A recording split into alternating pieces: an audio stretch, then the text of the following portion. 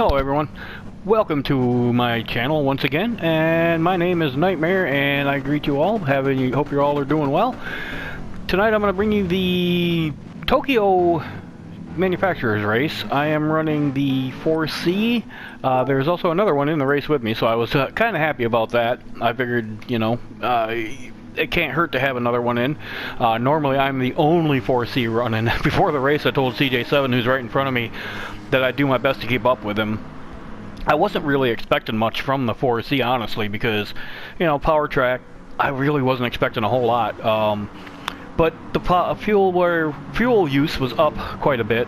I didn't know if I'd have any kind of advantage there because of the fact that the track is so long on the straightaways that I really had to wind out the 4C to get it to be able to keep up with anyone. But I knew I did have a little bit of an advantage going through some of the corners. Come to think of it, CJ7, he's only a couple of spots ahead of me in the manufacturer's ranking for Alfa Romeo. So, I mean, I'm doing pretty well with the Alfa. I'm enjoying the car. A lot of people, you know, it's underpowered. It really is. But it's a lot of fun to drive. Once you get it figured out, it's a blast. So I figured my best bet was just to stay as close as I could in the slipstream of somebody else, and just hope that I could maybe, I wasn't going to outfuel them because the fuel usage was just too high, and I have to wind this car out so much to make it, to even have a chance of keeping up. And even then, you know, I'm getting eaten alive in the slipstream. So my only real hope was to be able to gain enough in the corners to where they couldn't get past me, even in the slipstream. It worked a little bit. This is actually my third race of the night, because I went first on my other on my main account, the ATK Nightmare account, and I did okay in the first race, but I thought I could do better. But then the second race was just absolutely brutal. I mean, it was dirty. I got spun out by the same guy like 4 times, well, 3 times. I got taken out twice by one guy and then once by another guy, all in the same spot pretty much. That last hairpin. But yeah, it was just brutal. I wound up finishing like 14th or something. It was horrible. So I got kind of irritated. I knew I could run pretty decent, so I hopped in this race and decided to see what I could do here, hoping that the racing was a little bit cleaner. I was pretty well done with the Nightmare account after that race that I had, that second one. You know what? I take that back. This was the first race I ran, and I knew I did all right with it. And then I went to my Nightmare account. I'm just, yeah, it's a little bit of confusion. I'm used to it. Alzheimer's or something setting in. Probably just CRS disease. Can't remember. Yeah, whatever. But yeah. So see, right there is where I have the advantage. I can get through the corners. I can brake later. I can get through the corners a little better. That's where I have the advantage. But coming out of the corner, I have to be far enough away from them or close enough to somebody else in front of me to be able to stay in their slipstream and avoid having them just, one behind me just come flying up on me. All told, though, this is a really, really fun race. Like I said, I wasn't expecting anything out of the Alpha. I would have been happy with a top 10. You know, this is a really dumb place to try and pass for that reason. I mean, it was just, nobody ever holds that on the inside like that. Never. So, anybody who's on the outside, I probably should have backed out. Honestly, I should have. But, I was like, you gotta be kidding me.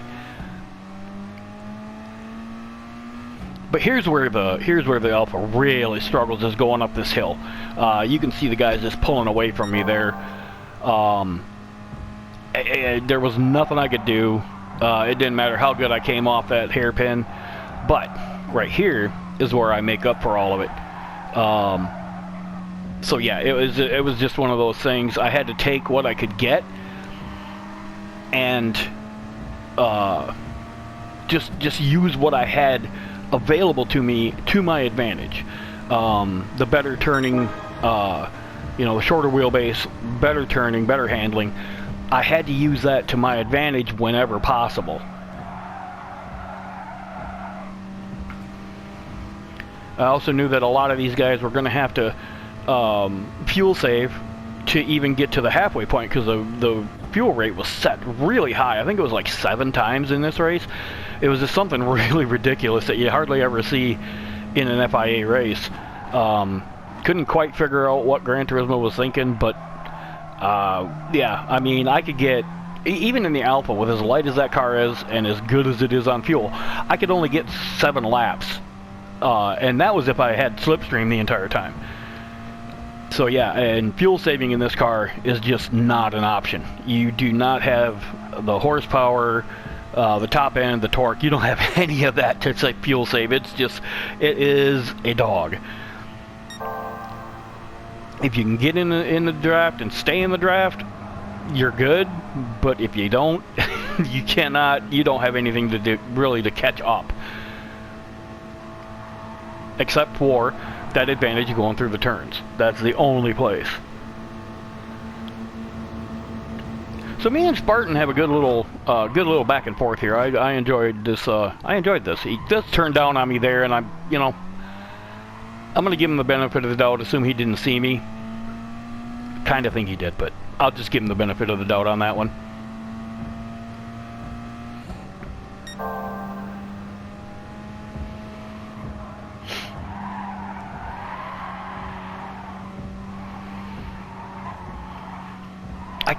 I kept hitting that wall early on.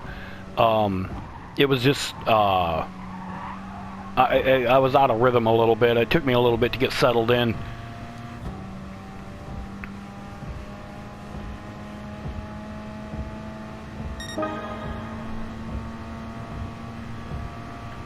But yeah, as you can see, with the 4C, even the Lancer is gaining on me down the straightaway, and that's kind of like, well, that's definitely not good. But going through that turn, excuse me, I did open up some space on him again.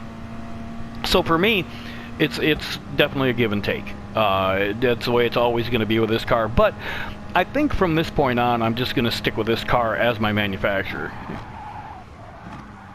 Spartan gives me a little bump there. I know that wasn't intentional. I know that wasn't.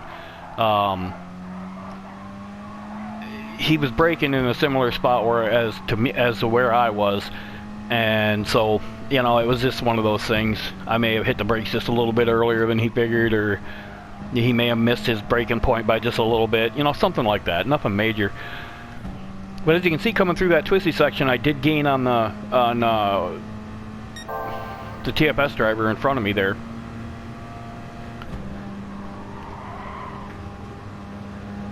But again, on the straightaway, here comes Spartan, and those guys in front of me are pulling away. So it's just it's a constant struggle to keep up in the straightaway.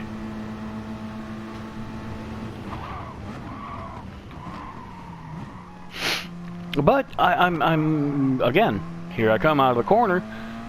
I get around that corner just a little bit better than all those other cars.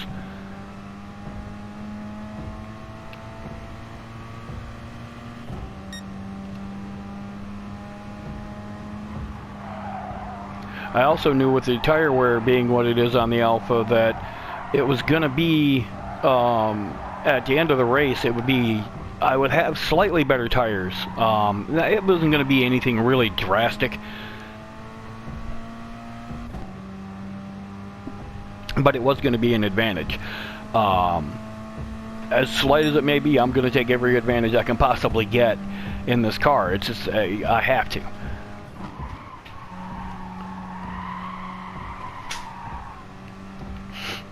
Again, I come out of that corner, made that turn really, really well, so I wound up gaining on that Mustang, and I got back within the drafting distance of him, so that helped me out a lot, being able to get back into that draft and keep up. But as you can see, I run 5 laps, I'm over halfway down on fuel. I mean, it's crazy.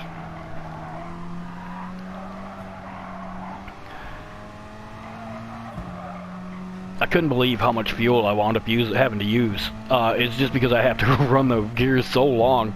I can't short shift.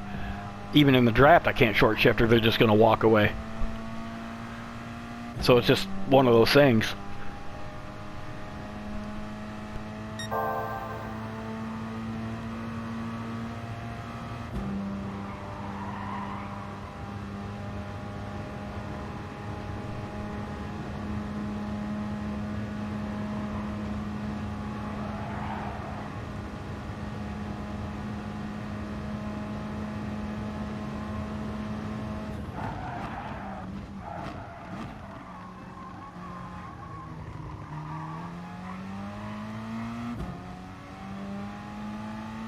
Alright, so once again through the hairpin, I get through there pretty good. I had that hairpin pretty well figured out for what I was able to do with it. Again, I gain a little bit of ground coming through here. Not smacking that wall definitely helps.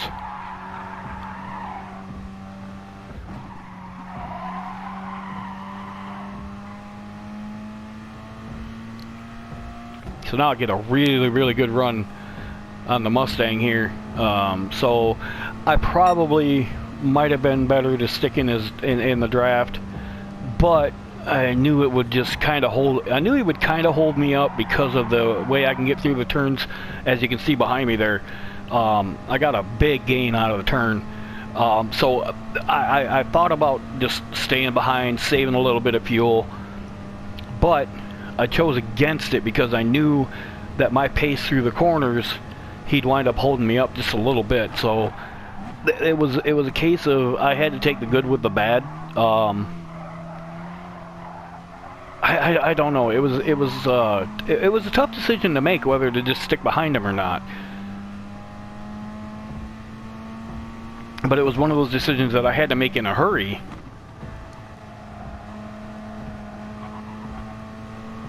Because I really didn't want... I've got second and third in sight there, and I really don't want them to just, you know, drive off.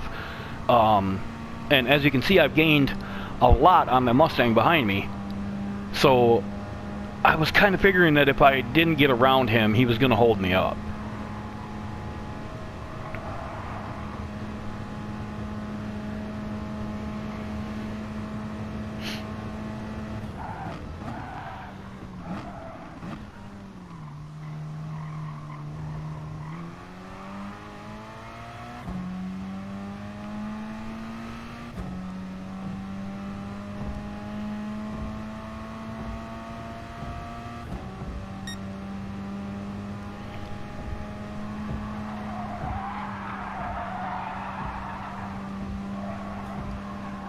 Alright, so I got around him into fourth. I'm going to come across the line here, and then we're going to jump ahead to further action, and I will see you in just a second, as soon as we get across the line here.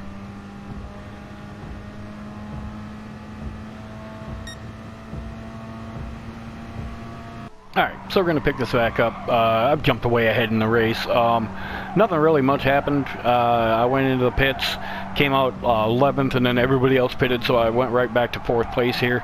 I do want to say that I want to thank Roy from Enox for allowing me to use the music today. I really appreciate that. We also want to say that we have Attack Motorsports merchandise that is now available. It's from my buddy Rick at the Booga Box.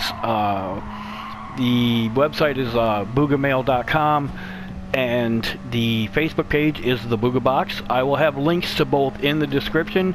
I also want to thank my buddy Adam at hardrockdaddy.com for sponsoring the video along with Rick. And yeah, so we don't make anything on the merchandise, guys. We don't make a dime. This is strictly a business deal for Rick. He does some really cool work with acrylics, with laser etchings, with chainmail. I mean, it's really cool stuff. So if you get a chance, go check it out. We do have a promo code. It's ATK10, capital ATK10. And you will get 10% off your Attack Motorsports purchase, merchandise purchase. And on that note, yeah, I pretty much run 4th here. Like I said, I had to go into the pits at lap 7. There was just no way. I couldn't stretch it any more than that. And I ran this race several times, and I could not figure out a way to stretch my fuel any more. Excuse me, any more than that. There was just some reason it would not. The fuel usage was just so high that even with the 4C, which is usually pretty good on fuel, I could not get this thing to...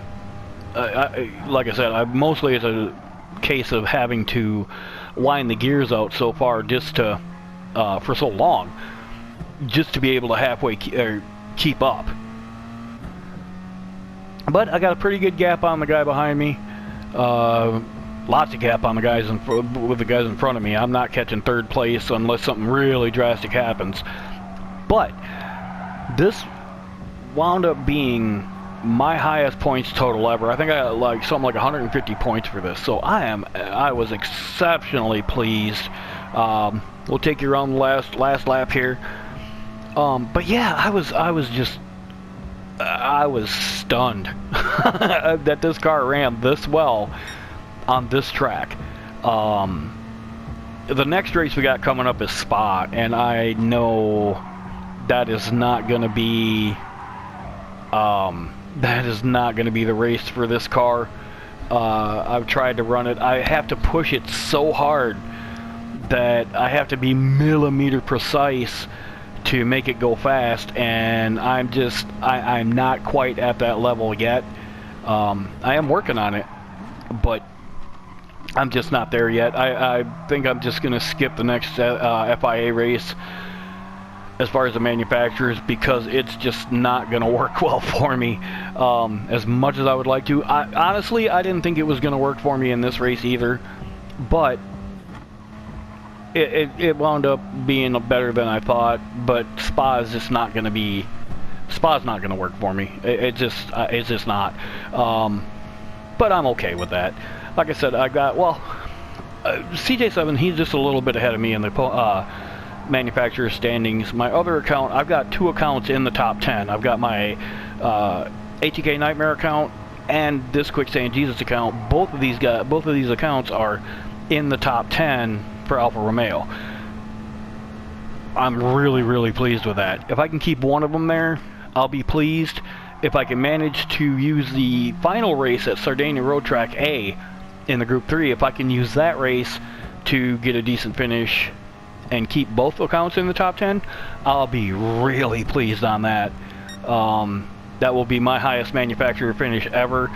And yes, I know not a lot of people run the Alpha, but I don't care. It just doesn't matter. There's some really, really fast guys that do run the Alpha. But yeah, like I said, this is my highest points total ever. I am very, very pleased. I got a top 5. And yeah, so it was a great day for me as far as this race goes.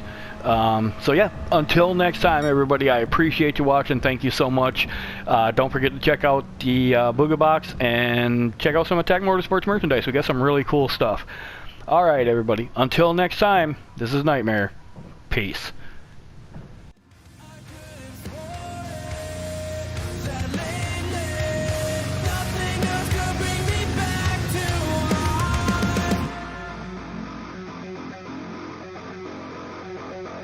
So I suffer from the worst condition, yeah!